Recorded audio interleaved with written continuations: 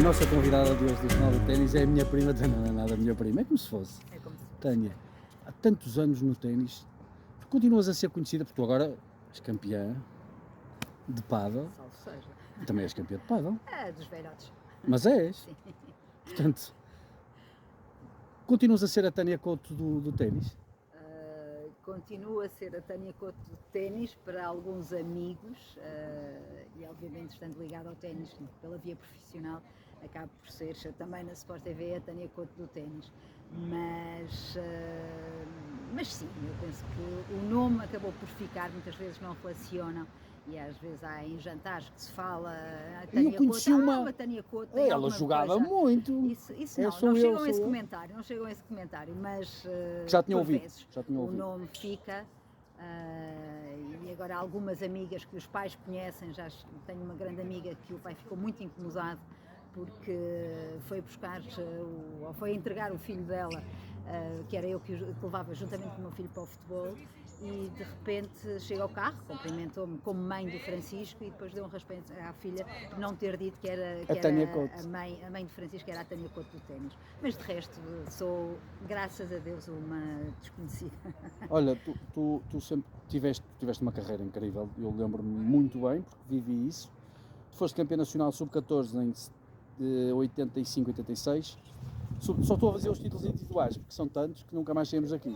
Sub-16, 87, sub-18, 87, 89, absoluta, 89. Pares são milhares de títulos, nem vale a pena dizer. Foste 345 WTA em singulares, 298 pares e tiveste um título ITF. Membro da Fed Cup, agora és comentadora de ténis, mas vamos ao início.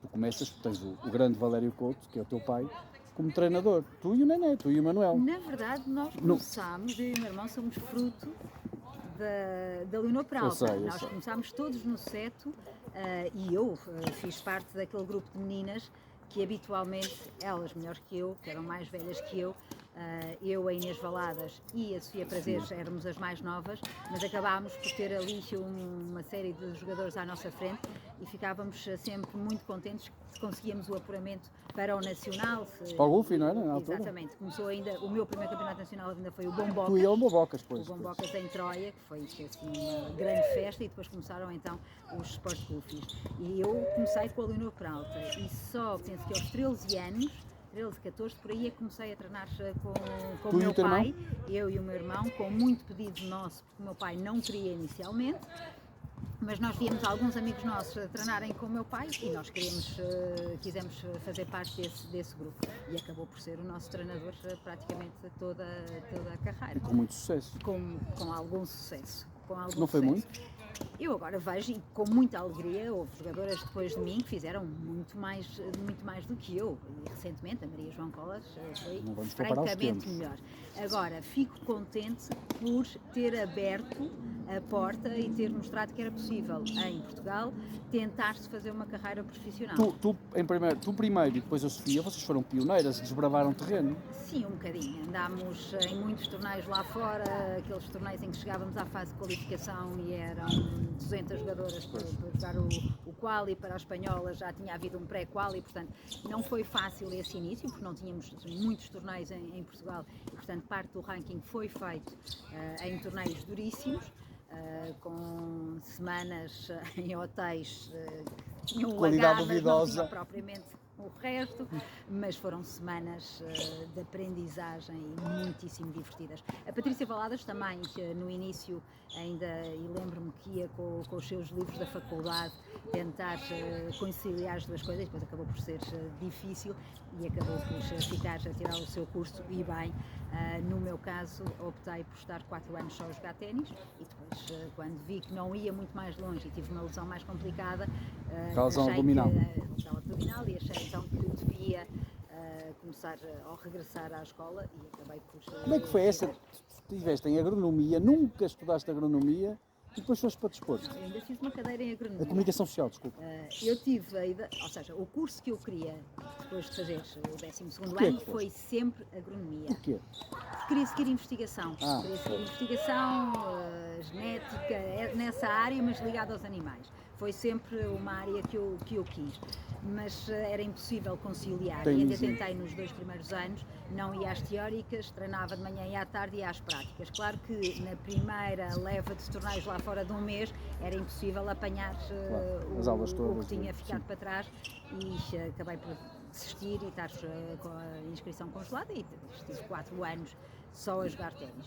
E depois pensei que 4 anos, depois de não estudar matemática, física, química, seria difícil, e como gostava de outras coisas e tinha o estatuto de alta competição, foi abrir o livro e pensar: o que é que eu posso fazer? Comunicação social, relações públicas, era uma área também que me interessava, acabei por ir para a comunicação social. Ainda bem, desde o primeiro semestre da faculdade, não sabendo o que era televisão, não sabendo o que era um computador, na verdade, porque agora toda a gente nasce com um computador, na nossa altura não era assim. E portanto eu fui convidada logo no primeiro semestre para ir para o Jornal da Capital, para a RTP e para a Antena 1, e eu escrevia a olhar para o teclado assim, eu não fazia ideia o que era escrever uma notícia, um título, um lead, para onde é que se começa. Eu sabia de ténis, agora como compor um texto, como fazer um comentário, zero. Mas de facto tive grandes profissionais que me ajudaram nesse lado mais prático, e foi juntar o conhecimento que tinha de ténis para fazer isso. Vamos voltar ao ténis. Quem é que foram as tuas grandes referências? O teu pai foi certamente, a Leonor Peralta também já percebemos que sim, mas quem foram as tuas grandes referências e que amizades é que fizeste e que se mantêm até hoje no ténis? Há muitas. A Maria Rego foi uma das grandes amigas e continua a ser, apesar de não estar regularmente com a Maria, continua a ser a minha amiga, e estamos agora de vez em quando. A Patrícia Valadas, que era a tua rival? A Patrícia Valadas? Que era a tua rival? Sim, mas era uma rival. Nós não tínhamos muito, como viajávamos muito juntas. É o mesmo, eu com a Sofia Prazeres fui campeã nacional uma vez em séniores e joguei não sei quantas finais a seguir a isso. No campeonato nacional eu de facto perdia, depois na semana a seguir era capaz de ganhar, e juntas fizemos muito bons resultados de pares. E então na Fed Cup, graças a Deus que nos juntámos e conseguimos entrar no grupo de elite uma vez. O Tó Cabral contou uma história muito gira, que a Sofia queria calhar com a Alemanha, porque queria jogar com a Steffi Graf, e tu querias calhar com o Brasil, que não querias uma equipa difícil. Exatamente, acabámos por jogar com a Áustria, que era assim um meio... Uma Bárbara Chete, aquelas conhecidas. Exatamente, que era suplente, a Bárbara Chete era suplente na altura. Mas de facto foi assim um feito que acho que para mim é a melhor recordação que eu tenho da minha carreira. Termos passado a fase de qualificação, que não era nada expectável que Portugal passasse. E passado as camaradas da Universidade para o Hotel 5 Estrelas. Exatamente, e passámos para um hotel onde ao nosso lado estava a Arancha, do outro Steffi lado Graf. estava a Steffi Graf, tivemos em Amena Cavacara com a Steffi Graf. Mary Jo Fernandes também. Com todas, com todas as jogadoras na altura, em que tivemos também a honra na cerimónia de abertura oficial da Fed Cup, termos a Lady Di, que foi de helicóptero para fazer então Cumprimentaste a cerimónia. também? Cumprimentámos todas, passámos todas pela Fizeste Lady a vénia, Di, baixaste assim com a saia e tal? Eu, a Sofia e a Joana Pedroso. Depois a Joana Pedroso foi-se embora porque tinha que jogar o europeu de júniores. Não era nada esperado Portugal que nós conseguíssemos passar a fase de qualificação.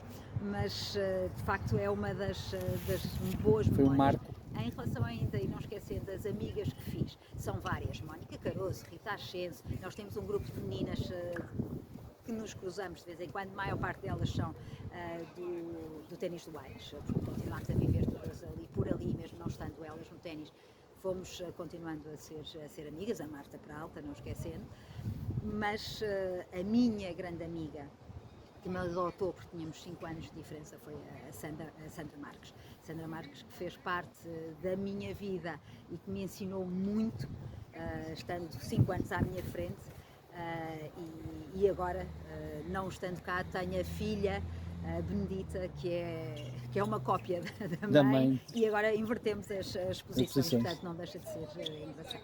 Tânia, o ténis deu-te muitas amizades, mas também te deu muita resiliência, muita perseverança. O ténis ensinou-te... O ténis é vida também? O ténis é vida. Ensina... Eu não consigo colocar de forma tão hermética essas balizas ou essas características. Eu sei, e também sou muito teimosa, e acho que foi uma coisa com que eu já nasci, portanto, tudo isso não sei se foi o ténis que ajudou ou o facto de eu ser teimosa. Também sou insistente e vou à procura e tento fazer sempre na minha vida o melhor que sei e tentar ser cada vez melhor. Melhor não para ser a primeira, mas sim, melhor para ti, como para pessoa. melhorar. Sim. Sou uma pessoa que nas coisas que me comprometo tento sempre fazer o meu melhor papel. Eu acho que o ténis é, acima de tudo, e não olhando só para essas que podem ser qualidades, mas o ténis, as amizades que ficaram, os dias ao ar livre que passámos, semanas no Estádio Nacional nas férias, fins de semana em que pegávamos na raquete se nos apetecia, isto estou a falar quando éramos ainda pequeninos e jogávamos para nos divertir.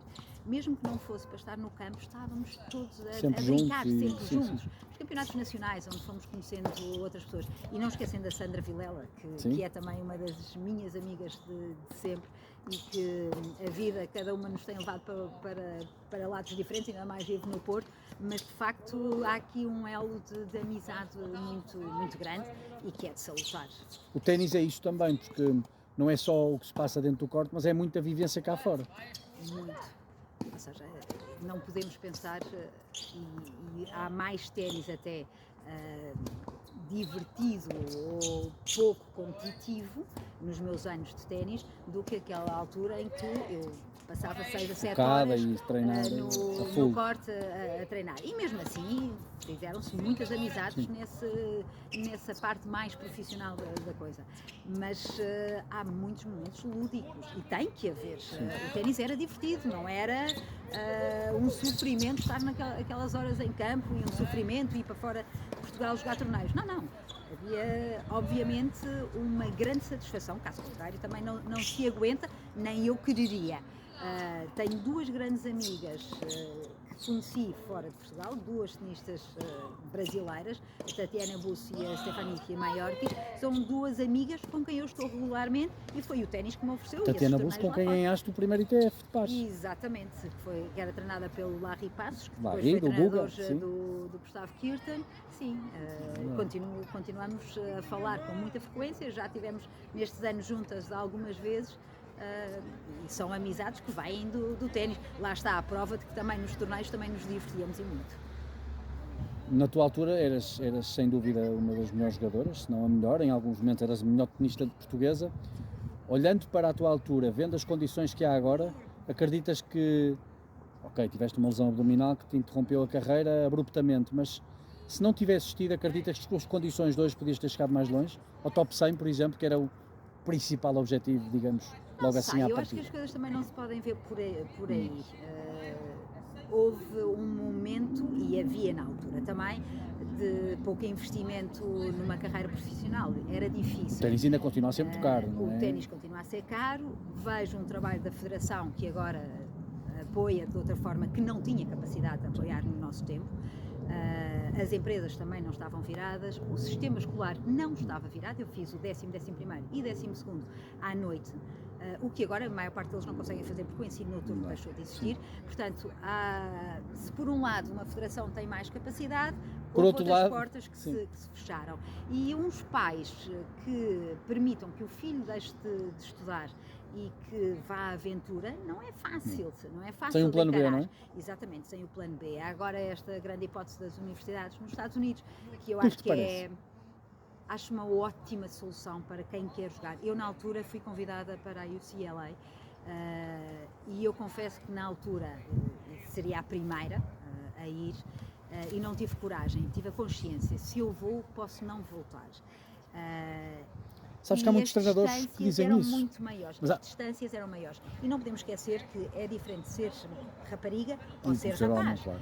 Eu quero ser mãe, um rapaz que continua a jogar ténis pode ser pai. Exato. Uma jogadora, a não ser uma Serena Williams ou uma Azarenka, podem ser, porque depois têm toda uma facilidade em regressar e uma máquina por trás que lhes permite fazerem isso. Mas eu tive a noção, se eu vou, posso não voltar. E eu adoro Portugal, adoro a minha família e não era capaz de viver fora, mas poderia ter feito essa opção. E não quis correr, até porque não havia, como há agora, principalmente no college masculino, a hipótese de, a seguir ao college, eles estão preparadíssimos para entrar no circuito ATP. E antigamente eram dois percursos completamente distintos. Ou seguia o college e a seguir fazia-se outra coisa, ou seguia-se o circuito ATP. E agora temos muitos jogadores que depois de passarem pelo college universitário, temos o exemplo do Nuno Borges,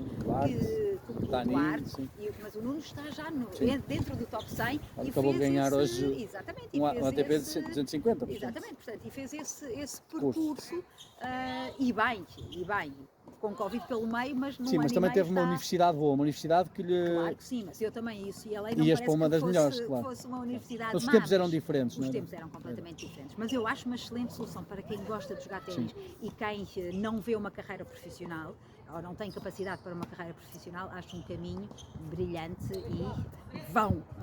Falar em ir, tu foste muitas vezes, fizeste imensas viagens, tens de ter aí alguma história gira de alguma viagem que fizeste, ou na seleção, ou contaste já essa dos hotéis, que não eram grande coisa, mas deves ter aí alguma peripécia.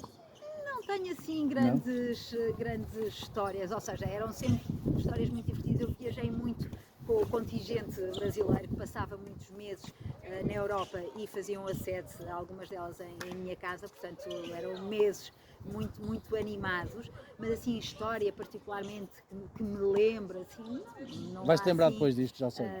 Sim, possivelmente depois. E é verdade, lembro, esqueci-me. Ou então algumas que não queres contar, que não podes. Não, olha, posso contar, mas é uma história que no fundo foi um bocadinho triste, em que eu passei, saí do Porto Open, onde fiz talvez o meu melhor resultado, ganhei a número 75 do mundo, e onde estava, antes desse jogo, estava com outra brasileira, a Sabrina Justo, e estávamos as duas na conversa e entretanto chegou a que seria a minha adversária, a Dada, e a Sabrina perguntou-lhe, então quando é que jogas e não sei o quê, e ela diz, joga amanhã e depois jogo na quarta-feira. E eu pensei para mim, mas espera, tu vais ganhar, só se me ganhares. Era impensável, eu era 500 e tal, e na cabeça dela não resultava. E acabei por conseguir fazer esse resultado. E subi logo bastante no ranking, e acabei por ir ainda jogar 2 torneios de categoria muito inferior em Espanha. 10 mil. O primeiro torneio correu relativamente bem, melhor o segundo, e estive com outras jogadoras brasileiras em que todos os dias havia festa, todos os dias havia animação, era sempre uma paródia. E no segundo torneio, à medida que foram perdendo, foram todas indo embora. Quem perde vai embora. E eu fui até à final. E no dia da final, ou seja, na noite antes da final, estava sozinha no quarto, fui jantar sozinha e estavam ao meu lado as 2 australianas que tinham ganho já a final de pares. A seguir havia uma feirinha na aldeia onde nós estávamos, porque nós jogávamos em sítios mais pequenos. Lembro que havia uma feira, devia ser a festa da aldeia. E lembro que cheguei ao quarto e estava a dar o Dick Tracy, o filme. Eu lembro-me desse dia, dessa noite e desse dia como se tivesse sido ontem. E cheguei ao clube no dia seguinte, contentíssima porque estava na final, a minha primeira final de um torneio de 10 mil, e não tinha ninguém para aquecer. O clube deserto, espanhóis, ia jogar contra uma espanhola, foi o treinador dela, amoroso, que me conhecia porque era selecionador, que me veio aquecer, gentilmente veio aquecer, e começámos o jogo, e eu olhava para a bancada, não via ninguém que fosse referência para mim. E via do lado dela a mãe, o pai, o irmão, a avó e o cão, lembro-me do póquer, eu dizia, não é possível. E começámos a jogar, eu desconcentrada, lá consegui, estava a perder, 5-3, faço o 5 igual, e eu disse, não sei se quero. E não consegui jogar. Foi 7-6, não foi? Já não me lembro, sei que perdi em 2 sets, porque não consegui mesmo jogar, faltava ali uma cara que eu pudesse olhar, faltava, e portanto é uma recordação muito feliz para mim em termos tenísticos, mas em termos pessoais deixou ali uma marca, e isto foi há muitos anos e eu ainda me lembro, mas assim, é um dos problemas do ténis, esse crescimento obrigatório muito rápido, particularmente das mulheres, têm que andar sozinhas no circuito. Embora agora agora já não se anda tão sozinha como nós andávamos. Houve uma altura que eu viajava com a Patrícia, depois a Patrícia deixou de viajar tanto e eu, como tinha estas amigas brasileiras, acabava por ter companhia, mas depois algumas vezes estava sozinha, não é? Gostava muito desses momentos? Não, honestamente, com um bom livro aprendi espanhol maravilhosamente, porque não podia ir viajar com 3 semanas com 4 ou 5 livros, não havia telemóveis, não havia internet, não havia essas coisas, mas havia o Discman, que nos entretinha também, inicialmente até havia o Walkman, portanto, e havia sempre alguma coisa para fazer, algo para conhecer, portanto, dentro das viagens que fiz, também tive momentos sozinha e gratificantes. Estou-me agora a lembrar de uma história dos últimos dois torneios que joguei, foi mesmo a despedida, estava lesionada e disse, não, mas mereço aqui uma despedida em campo, e fui jogar ao Egito, e aí que conheci, porque não estava tão compenetrada na competição, fui com a Manela Costa e conhecemos ali as redondezas no Cairo, o museu, que é lindo de morrer, estava muito bem tratado. As pirâmides. Portanto, aí fiz uma série, não é propriamente uma história, mas fiz um papel de turista, que era o que não acontecia nos torneios normais. Olha, depois deste percurso todo, tu olhas para trás e tens boas recordações do ténis, certamente, da tua carreira, foram bons momentos? Muito bons momentos, não trocava por nada. Perdi 4 anos, dei 4 anos a mim própria para jogar ténis. Quando entrei na faculdade era 4 anos mais velha que os meus colegas, mas repetia tudo outra vez. E qual foi o papel dos teus pais no meio disto tudo? O papel dos meus pais, o meu pai, como nosso treinador, eu penso que era difícil ter outra pessoa, e vejo a dificuldade que foi para ele gerir. O meu pai tinha sempre aquele ar muito sério, mas por dentro a coisa não era nada séria. Tínhamos algumas regras engraçadas em casa, porque passávamos o dia com o meu pai, quando treinávamos de manhã e à tarde, e depois a sorte é que tínhamos as aulas e, portanto, o meu pai chegava à casa, enfiava-se no escritório, não o víamos mais até ao dia seguinte. Sempre a trabalhar em ténis? Sim, o meu pai não queria, ou seja, queria fazer ali uma separação do treinador, e o pai aparece ao fim de semana e aparece nas horas normais das refeições. Mas era pai, não podíamos falar de ténis em casa. O que tinha acontecido no treino ficava lá no clube, não havia intromissão, porque não podia haver, ou seja, em casa era pai, no campo era o treinador, ponto final.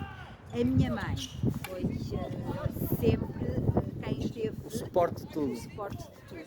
Quando eu digo tudo, é tudo. A parte emocional, a organização das coisas, a organização da escola, tudo. A minha mãe foi gigante, porque na maior parte das vezes ficava muito tempo sozinha, não é? Porque o meu pai viajou mais com o meu irmão, e mesmo com as seleções, nós tínhamos femininos com os outros selecionadores, nomeadamente o Tó Cabral, mas a minha mãe, no verão, que é a altura em que ela também tinha menos trabalho, andava contigo nos torneios, sim. A minha mãe ficava sozinha, era eu que ia para um lado, o meu pai e o meu irmão para o outro, e de facto a minha mãe ficava sozinha, mas sempre de cara alegre e sempre super bem disposta. Como é que era a relação com o teu irmão? Muito boa. A única vez que me custou... Como é que é possível que uma pessoa tão má, tão... A única vez que me apeteceu partir a raquete na cabeça dele foi quando ele foi primeiro ao Campeonato da Europa, foi primeiro do que eu. Tu és mais velho do que ele 1 ano e meio, não é? Um ano, um mês e um dia. Um ano e um mês, ok. Mas ele acabou por ir ainda como iniciado, e eu não fui no meu primeiro ano, no meu último ano de iniciados, ele foi no penúltimo.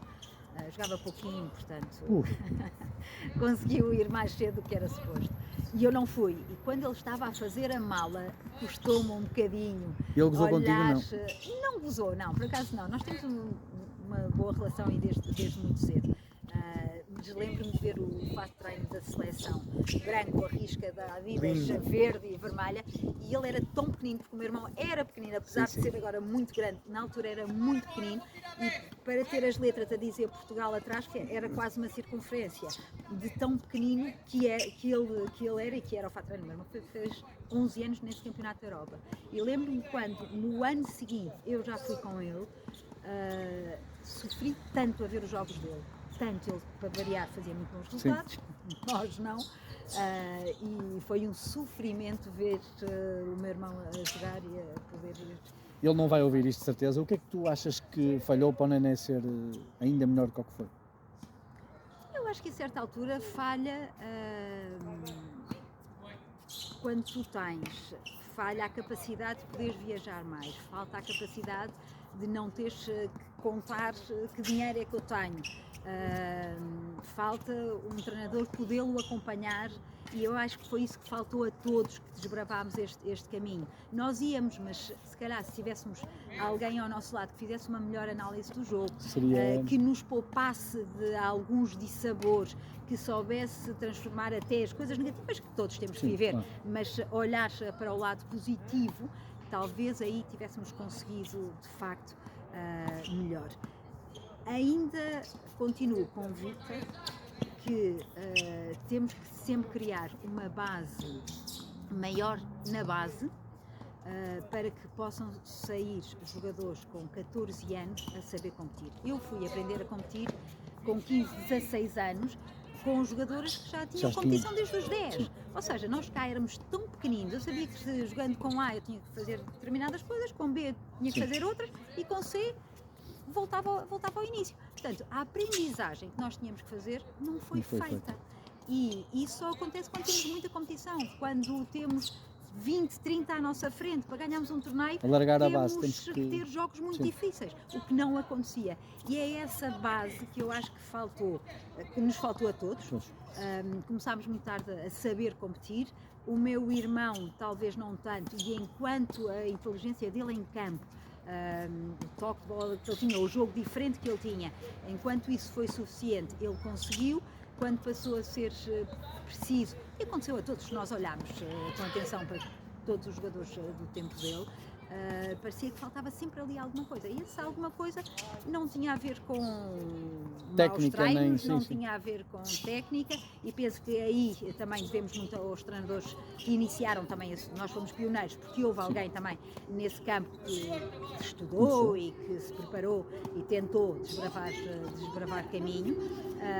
Foi aí que começaram os treinos bidiários, foi aí que começou com mais atenção o treino físico. Eu tive uma lesão aos 23 anos, mas tive uma vida inteira praticamente sem lesões, e se calhar se tivesse detectado mais cedo esta lesão, que não detetei porque tinha uma musculatura, uma base abdominal muito forte, e portanto só foi detectado quando já estava mesmo tudo destruído. Caso contrário, eu teria tido outras lesões. Eu agora tenho 50 anos e continuo a jogar, mas tenho 50 anos com muito orgulho, mas continuo a jogar, continuo a correr. Acabei de fazer uma maratona, agora vou fazer mais uma. Que é isso da maratona? Sou louca. Que é isso das maratonas? Como é que isso apareceu? Como é que isso apareceu? Então, eu sempre gostei de correr. Sim. E continuei a correr, não como a Patrícia Valadas, corre todos os dias, mas eu corria de vez em quando. Depois começo a correr um bocadinho, a tentar fazer alguma preparação física por causa do pádel. Comecei a querer jogar mais, e para não me lesionar, comecei a ter algum cuidado com algum treino físico, com a mosquinha do meu pai dizer: cuidado, não te lesiones, tenta trabalhar a parte física. E entretanto passei por uma doença algo complicada, que mandaste à vida, que a mandei à vida, graças a Deus, parabéns. E fiz a recuperação toda do cancro, fiz a recuperação a correr, porque tinha que recuperar massa muscular, porque tinha que recuperar a capacidade cardio. Foi uma corrida para a vida? Foi uma corrida, eu acho que estamos todos numa corrida para a vida. Esse foi apenas um sobressalto, graças a Deus está ultrapassado e estamos prontos. Mas também há um lado positivo, comecei a correr e a gostar cada vez mais de correr. e fiz uma meia maratona, que supostamente era ainda antes da pandemia. Não foi porque houve a pandemia e, portanto, não havia nada para fazer. Portanto, eu continuava a correr, não podia jogar pádel, portanto, continuava a correr. E quando fiz finalmente a meia maratona, disse: sábado. Tenho que fazer maratona. Tenho que fazer uma maratona. Caramba. E foi à louca. E já fizeste? Já fiz uma. Nossa e agora, Senhora. mais louca ainda, eu acho que isto já é um bocadinho de estupidez. Os Enviei 42 mais quilómetros? 42 e 200. Oh, meu Deus. E não custaram nada. Não gostaram? Não custaram nada. Mas foste de carro ou foste... Não custaram, vamos lá Meu ver. Deus.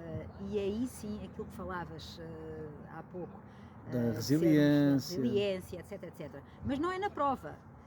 Eu sempre ouvi dizer que uma maratona são 30 km a correr, 10 km de cabeça. Eu não usei a cabeça nunca. Usei sim quando tive que ir treinar quase diariamente e fazer velocidades que o treinador dizia para eu fazer. Isso era o resultado E dos eu- treinos? Completamente. E a razão porque eu vou com as minhas amigas e disse vamos embora fazer mais uma, tem muito a ver com o gosto que eu tive em treinar, o empenho, a dedicação.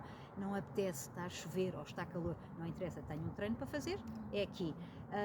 Fisicamente é difícil, onde é que eu encaixo num dia que dou aulas de pádel há alguns dias ao final da tarde, tenho Sport TV, tenho 6 crianças em casa, e de repente, mas há uma hora e meia de treino para fazer. Onde é que vai?